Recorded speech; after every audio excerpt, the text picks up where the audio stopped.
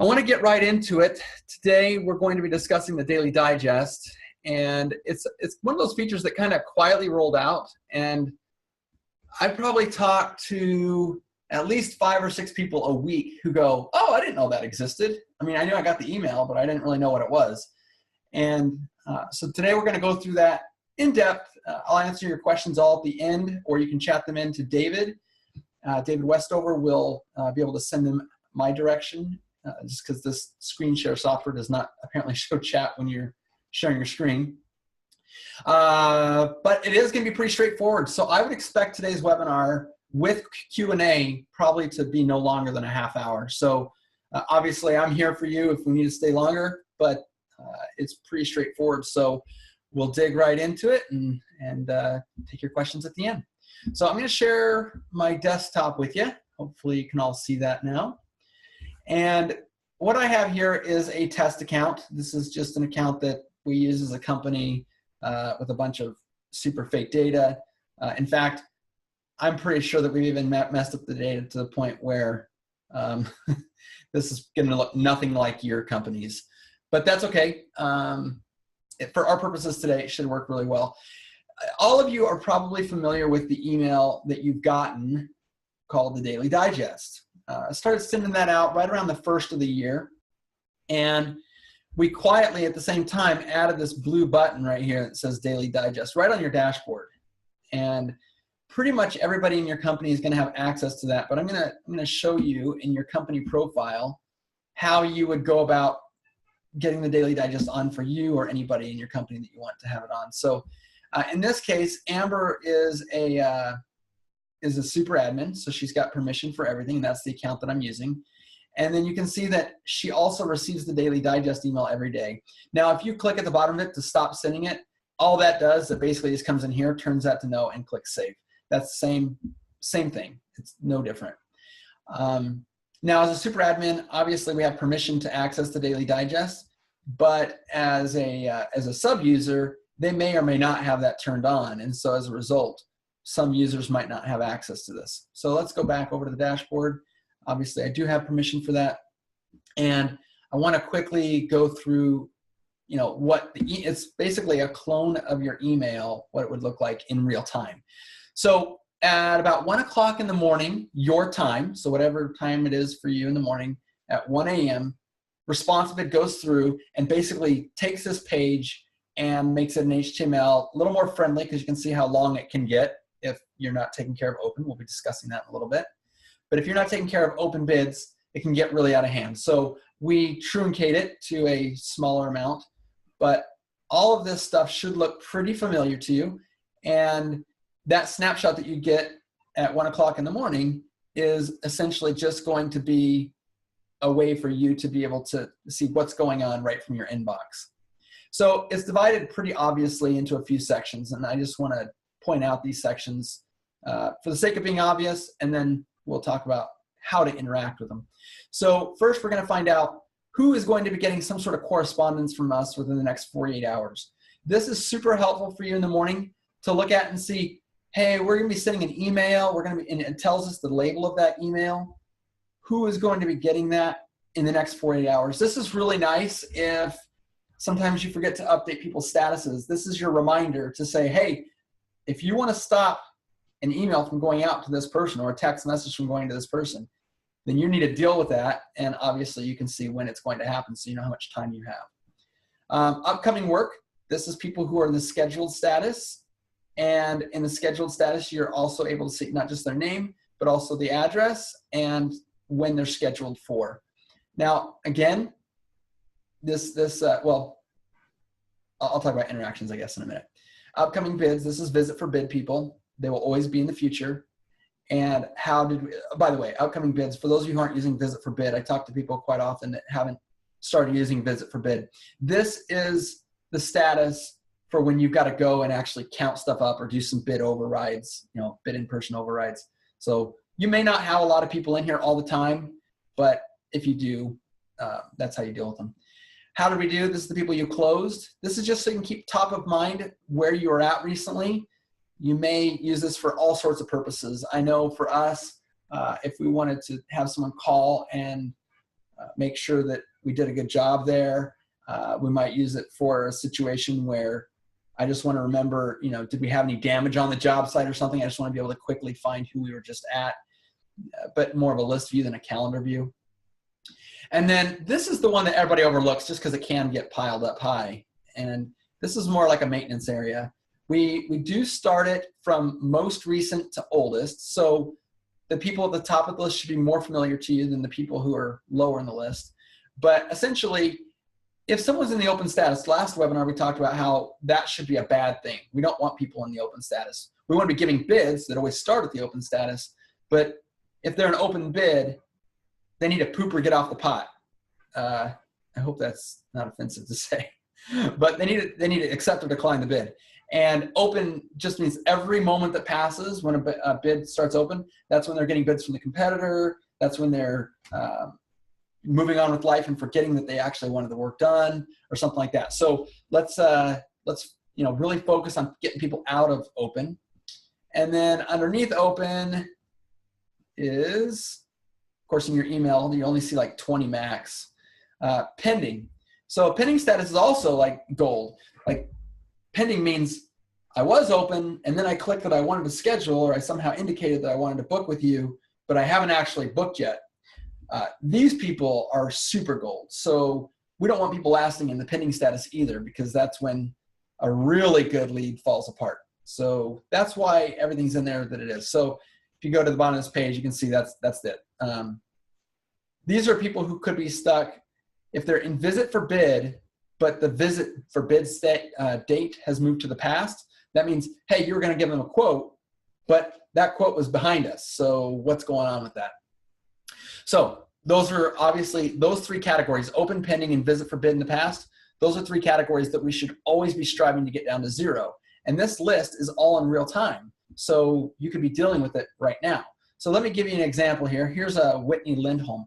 When you click the name, this is true for the email and in the live daily digest. When you click the name, it takes you directly to their customer profile. So we call her up. In this case, we can't call her. Maybe we drive to her house or whatever. And we've talked to Whitney and we decided, yeah, she wants to schedule. So we go ahead and schedule the job. She's already picked, she already clicked on something. So she wanted the basic for $164. Maybe over the phone we upsell her and she decides the deluxe is the better way to go. And then we schedule the job for tomorrow. And we're gonna do that job at 1. We always have a 2-hour window at our company. Maybe I'll just take it down to a 1-hour window. I tell her when we're gonna arrive between 1 and 2, and we'll be doing a $257 job. When I click book it, you should note that when we go back to the daily digest, it doesn't wait. It's automatically, in fact, one of the reasons this is taking so long to load is because we had all those open and pending bids. It's actually refiguring everything on the fly, and there's Whitney's scheduled job to happen tomorrow at 1. So this list very much gives you a pulse on your company and what money you're leaving on the table. This is a great view for all the reasons I've already indicated. But there's a lot of other things that people don't know about that's here either. So in the case of a bid that's going to be going, communications are going to be going out, a lot of people don't realize this is a link. If you click on that address, and if this was in any way a real address, it would take you to the Google Maps view of this. Now, because it's a test account, it's actually kind of rare that one of these would be a real address. In fact, I don't even think Jane Doe. You see it's like, hey, I see it's in Phoenix, but there is no such thing as 123 Fish Road. So most people are going to have a real address, but you can just quickly look at the address just by clicking it. Same goes for this. This address is also clickable, but so is the name. Another nice thing, when you click on the name, you can see that open step 2 is about to go out. Well, in open step 2, I can see that's there. I can edit it. I can change the status like normal up here and say, oh shoot, I don't want this email to go out. This is actually a scheduled customer. We scheduled yesterday. Or maybe I want to stop this step, or maybe I want to stop this whole sequence. So you can see that just mousing on that page will give us a lot of really nice options. Now, this isn't very useful, and because it's a test account, it makes sense why it's not very useful, is because we haven't done a good job of labeling everything. But you can see this email to John Doe is going to ask about leaving a review. we labeled it that way. So what I want to show you is how we label step 1 of scheduled, and then all of them will work the same way. If you go over to your follow-up builder, and you that was scheduled, go to there. Step 1, this is where we just give the appointment details, when we're going to show up and what we're going to be doing and stuff like that. So in this account, what I'm going to do, I'm going to just highlight the word step 1, and I'm going to say appointment details.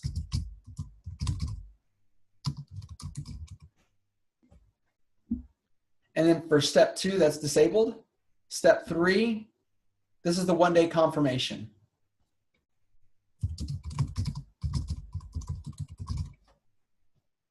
Let's, we might as well capitalize it, right? Okay. So when I go back to my dashboard, after I save that, I click on Daily Digest. So you can see that Whitney, is going to get the appointment details email, and Mary is going to get the 1-day confirmation. So this becomes extremely useful when you label your step names in the follow-up builder, so that when you look at it, you can say, okay, Mary's scheduled, and she's going to get the email that's going to have the 1-day confirmation. That's really actionable. So nice. So keep that in mind as you're looking at this list. The next thing I wanted to go over with you is, what are we going to do about this list? This is, in the case of this account, it's okay because this is all fake data. But if this was my company, I would be like, oh, great. We've got all these people who said, they got a bid and then nothing happened. So there's 2 things I'd like to suggest to you. The first thing actually is in the follow-up builder itself. So let's head over there. And in the open status, we have a string of emails that's already going out. We're not even using step 4 or 5 in this account. So I'm just going to open and just delete that one there. And I'm going to also delete this one here. I think actually that Ajax is in. It's actually deleting all these steps out of everybody's profiles while it's doing that, which is why it's taking a little bit of time. But now that I've deleted some steps and that one's gone, I'm going to go ahead and add another step. And this one is, I think, a great way to go for an open bid. If you feel like you're going to go ahead and just assume that everybody declines after a certain amount of time, you can make a step perform a status change. So our last email goes out 1 week to us. So we have it set to send emails to the customer, and then we notify ourselves a week later at noon to follow up with the customer. Well, let's say that after 2 weeks, and we'll go ahead and do it at a reasonable hour in the morning, I'll say at 9 a.m. I am going to move this person over to the decline status. Now, a couple things just happened. Number one is I should probably name that step so it's useful. So I'm going to call auto decline. And we just went through, and when we say this, we went to every open customer and we added this step to happen 2 weeks later. So in some cases, it might be an invalid date. For example, someone's been in the status longer than 2 weeks. It's not going to affect those people. It's not going to automatically decline them. It's only going to schedule it into the future for people who have been in the status less than 2 weeks. The other thing that that's going to do is it's going to make a lot more people end up in our decline status. So right now you can see all my steps are turned off. But what would you imagine that step 1 would say in the case of a declined bid? Well, by default, it's going to say, hi, contact first name. I just want to say thanks for letting us give you a quote. And I know you opted not to use our services, but I just want to let you know that we are truly grateful for letting us have the opportunity to provide you with a proposal. I'm sure you made a great decision. And if there's anything we can ever do, just let me know. Gratefully, the office manager. Super simple note. It's a great little note.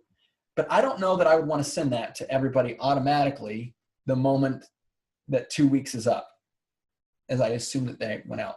I would probably change this wording just a little bit. It says, I just want to say thanks for letting us give you a quote. And instead of, I know you opted not to use our services, I would say something more along the lines of, I'm thinking, and I understand you may have opted not to use our services. Just something a little less like, never talk to me again, or putting the hammer down. And that still works for other people that you might decline yourself. So just keep in mind that that email needs to work in both the scenario of someone you're actually declining and someone who's auto declining. And then of course, once it's ready, you can just turn it on. Now, that's the first way that I would deal with that list getting too long, because once someone moves into decline, you're not going to keep harvesting them. And so that's a good thing and a bad thing. The best thing about it is, of course, it keeps things clean. But the bad thing is if you decline someone too soon, you might be missing out on a huge opportunity. So keep that in mind as you're doing it. The second thing is I wanted to talk a little bit about how I, at my company, would be working somebody in the open sequence. So this person, actually, if we go to Chad, it looks like as he's open, oh, the auto decline would have happened today at 9 a.m. So just barely missed him. But okay, so if somebody is in the open sequence and was actually going to be getting kicked out and you knew it was going to happen, it would also probably get you to hustle a little bit more on the phones. And if you're in the office and you've got a spare minute, this is a great list to go over and start working. And so what I would do is I would click on Chad. Another cool ninja trick is if you got Google Voice or something hooked up, or Skype, you could actually make it so that on your phone, when you click this, it'll actually dial it from your smartphone. But if you click it on a computer, you would have to tell your computer how to make a phone call. But if you had Google Voice hooked up, you could just do it there. But you just click on that, it would automatically dial, or you could pick up your office phone and call Chad. And I would say a few things to Chad. The first thing I would say is, hey, Chad, I saw that you got a bid back on the 30th of March. And obviously, we're really anxious to be able to help you in any way we can. And I'd be taking notes here in his response. I was just wondering, when were you hoping to have the work completed by? Now, when were you hoping to have the work completed by doesn't say, can we do the work? It's not desperate. It's 100% helpful to the customer. So when were you hoping to have the work completed by is the greatest question you could ever ask somebody in the open sequence.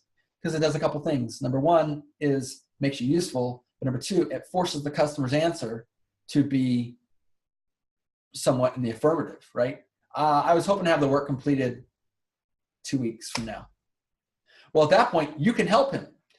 Now, if Chad says to you, well, I already went with another company, well, obviously the question isn't going to work every single time. For whatever reason, they chose another company. It could be based on price. It could be based on any number of things. But if they went to another person, then that's when you would just automatically go in here and change the status to declined. But another thing you could do is if they say, well, I went with another company. Oh, okay, great. Did they do a great job? All the things you might do in a nice conversation. Maybe find out who the company was that they went with. Maybe find out why they chose them. Get some market research. Get that down in your notes. Find out those things. Second thing is if they do give you a date, then your next question is very obvious. All right, great. I see we gave you a quote for some pressure washing, some gutter cleaning, and some gutter whitening. Which of those services was most interesting to you, or which of those packages looked like the right one for you? Again, you can click on the proposal. We can look and see what the proposal looks like. We could start selecting things. Oh yeah, you're looking at getting that. Well, I know a lot of people really like to have the exterior of the gutter cleaned at the same time as you're upselling, right? You're doing all the things that you need to do with a customer on the phone. And once you've selected everything that you can, you move right into the booking. And of course, once you schedule them, that gets them off of your list. So there's really only two ways that someone's going to move off of your open list. You're either going to schedule them and move them forward, or they're going to decline. And even though decline is terrible and sad, we just know that as business owners, that's part of the deal. But being responsive and following up with that person so that they know that, hey, if things don't work out with that other person, you still should come to us. And that's kind of what the decline sequence can do for you. So either way can be a win. Obviously, a faster win is to schedule them up. And then, of course, pending. The pending people, I don't know if we need to go back to the Daily Digest, but pending is, of course, even more urgent because now the question, when were you hoping to have the work completed by? Hopefully that's going to be either really soon or whatever, but this person in pending, they are 100% aware of the price. They're 100% aware of the fact that that they wanted to book, you gotta make that thing happen. So get in there and turn those pending jobs into scheduled jobs. The last thing I was going to tell you about was opting people in and out of both follow-up. So let's talk. I've already talked about how you would opt in employees to the Daily Digest at the very beginning of the webinar, but there's also the question of maybe Mary you talked to her on the phone and you scheduled the job, but Mary said, I don't want any more emails. Well, we can click on Mary's name, we can click on her email address, and we can click on this envelope. If you click on that envelope, the page will refresh. You'll see that originally this explicit opt-in is a little bit different than what a lot of people expect it to be. Explicit opt-in means they told me when we did the original bid that we could communicate with her via email. But that doesn't mean people can't opt out, because they can. If you do it manually, or if she clicks the opt-out link at the bottom of the follow-up emails, then she'll opt herself out, and it'll just happen opted out. But this is just for your reference, and this is mainly for people in Canada. An interesting fact here.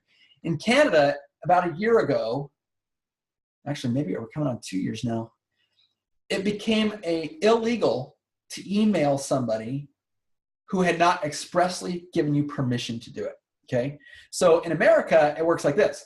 I can send you an email unsolicited as long as the ICANN Spam Act says people need to be able to opt out of those emails that are sent. Well, in Canada, it's a step further. I need to get that email permission, then you can send it to me, then I still need to be able to opt out. So in this case, this would be an example of someone who said, yes, you can email me, and then later on they clicked an opt-out link, or they told you to opt them out, and you clicked it off. And now you basically have a record saying this person opted in explicitly on our original bid date. Now, there is a way around it, and that is this. Mary, let's say that Mary, you edit her on the call screen, you always have the ability to affect the explicit opt-in by doing it this way, okay? So if I explicitly opt out that way, I can run this quote, and when you go to the customer profile, you'll see that now the explicit opt-in is no. So another little ninja trick, but I wanted to bring it up because from this screen, you and that email that you get in the Daily Digest, occasionally you're going to get an email, someone you correspond with who told you, don't send me any more emails. I don't want to get emails. And that is how you can handle it. Just simply click on their name and manually opt them out. And I just wanted to explain the difference between explicit opt-in. So I believe at this point, we're 24 minutes into the webinar, and I'm not just going to keep talking for the sake of talking. I am wondering if there is anybody, if you'd like to unmute, I'm going to unmute. Let's see here. Okay, you'll have the ability to unmute yourself. If you have any questions, this is a great time for us to be able to talk as a group. Anybody who has specific questions or has experienced things in the past that they want to go over with the group. So I'm opening it up now. Hey, Kurt. Yes.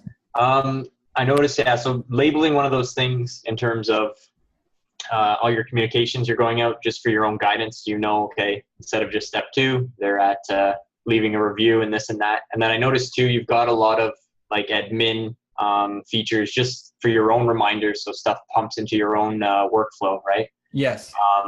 There's a lot of, for me setting this up when I went through it, I used a lot of your stuff that you have built in there just by default. I found a lot of that stuff to kind of match up in terms of how I want that flow to go. But yeah, just I guess making a comment to everyone, just having that the admin features for emails to yourself when you need them for your different customers are a good thing to consider. Yeah, absolutely. In fact, the admin emails are probably one of the most overlooked things. So I'm glad you brought that up, Andrew. One of the things that I would recommend, by default, each sequence has one admin email. And in the case of Open, I would almost suggest having an admin email in between each of the customer emails. Now, there is a danger. If admin emails start making you numb, then they're not going to work anymore. So don't do it. But the admin email can be a powerful way to prompt you to make a phone call. If you need to position that phone call in between some sort of an email. So keep that in mind as well. I should also point out that outgoing communications, we only show outgoing communications that are going to go to a customer. So an admin email will not show up in this list. And that's because you'll be notified of those when you get them, and there's not really any danger in you getting those. This is more of, we're trying to keep this list as short as possible for you to be able to say, oh shoot, that person should not get that email. I need to do something about it. So. And I imagine part of it too is sort of building your own trust in the system, right? If you're going to rely on ResponsiBid to get you that email when you need to make a decision sort of thing, just making sure you have that all set up, and yeah, be a good part for familiarizing yourself with the whole follow-up process. Absolutely. When I first started with automatic emails, I was using Infusionsoft, and this would be about almost 10 years ago with my window cleaning company. And it was the craziest thing in the world for me to wake up and get someone replying to an email that I had sent either the day before or that morning or something that I hadn't actually sent, but they were replying to my email. And I remember being like, did this just happen? I can't believe this just happened. And then it's like scary, because it's like, I can't have someone just sending emails on my behalf. This is something I wished I'd had then, because, you know, when stuff is just happening, you start to build up this trust in it. But it's nice to have a window into the trust. I think, how does the saying go? Trust if you must, but always verify. You know, this is your verify. So good points. I should also add that our next webinar that's going to be happening on Thursday, we are going to be talking about follow-up strategies. And this webinar today is basically just a foundational piece. It's a short webinar, you know, looks like we're going to be under 30 minutes even. But it's important that you understand this, because in our next webinars, we talk about strategies based off of the first two webinars that we've had in this month, last 30 days. The next webinar is going to make a whole lot more sense. And anything you can do under the hood to try and start kind of self-labeling these emails for yourself will make our next webinar even more powerful for you. So I'm just throwing that out there for you. I have a question. Sure. When someone emails you back automatically, one of those scary emails you wake up to, is there any way that those could link so some of that is captured? You know what I mean? In the notes, you kind of then lose track of what your email communication is. Do you know what I mean? Yeah. Unfortunately, I see what you're saying, could their reply show up inside of like the notes, email transactions of that customer? Right. Or do you just kind of have to summarize what's going on? Yeah. Unfortunately, the email is awesome to be able to automate outbound, but inbound stuff, it's a whole nother story. Especially if you're doing it, that kind of brings up a whole nother subject too, is that the automated emails, the way that we're doing it, the standard of the industry is going away. I would say within a year, you can mark your calendar a year from today, that MailChimp emails and all those automated emails that are going out, for the most part, they are just not going to get delivered anymore. That Yahoo already basically doesn't accept any, AOL and Yahoo, ironically, the two crappiest email providers on the planet. They do not even almost allow anything that's being mailed on behalf of someone. So when we created the new way for you, and we're going to be doing a webinar on this in fact, 2 webinars from now. When you set it up to use your own email servers, not only are you taking a big step into the future by using a new method of sending automated emails using your own email account, but you're sidestepping the blocking that's happening, but it also removes you from having us interact with inbound emails, because now it's just basically your inbox to another inbox. Not to say that something won't be innovated, and we're constantly trying to think outside the box to create new things. But unfortunately, once an email is going back and forth if you're doing it the right way, it's going from your email inbox to their email inbox back to your email inbox, probably not going to leave a lot of room to bring that information into ResponsiBid.